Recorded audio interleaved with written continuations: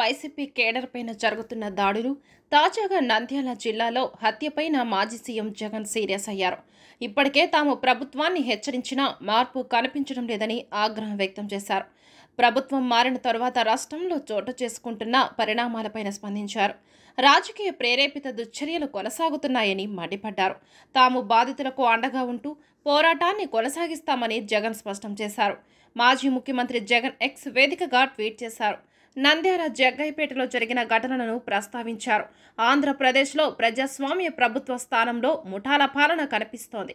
ఈ 2 నెలల కాలంలో ఏపీ అంటేని రాజకీయ హింసకు మారుపేరుగా మారిపోయింది. పరిస్థితిలో ఏమాత్రం మార్పు రావడం లేదు.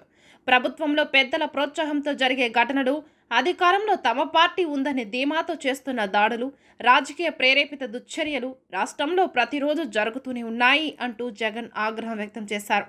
దీనికి కొనసాగింపుగా నంద్యాల జిల్లాలో నిన్న రాత్రి జరిగిన హత్య, ఎన్టీఆర్ జిల్లా జగ్గయ్యపేటలో జరిగిన దాడి ఘటన వీటికి నిదర్శనాలే. ప్రజలకిచ్చిన హామీలను ఎన్సీబీఎన్ని నిలబెట్టుకోలేకపోవడంతో ఎవరూ ప్రశ్నించకూడదని, రోడ్డుపైకి రాకూడదని ప్రజలను, వైఎస్ఆర్సీపీ పార్టీ నాయకులు, కార్యకర్తలను భయం భ్రాంతులకు గురి చేయడానికి ఇలాంటి దుర్మార్గాలకు పాల్పడుతున్నారు. ఈ దారుణాల బాధితులకు అండగా ఉంటూ పోరాటాన్ని కొనసాగిస్తామంటూ జగన్ హెచ్చరించారు. ప్రస్తుతం బెంగళూరులో ఉన్న జగన్ తాజా పరిణామాలపైన పార్టీ నేతలతో చర్చించారు. ఏపీలో జరుగుతున్న దాడులపైన ఢిల్లీ వేదికగా జగన్ ధర్నా చేశారు.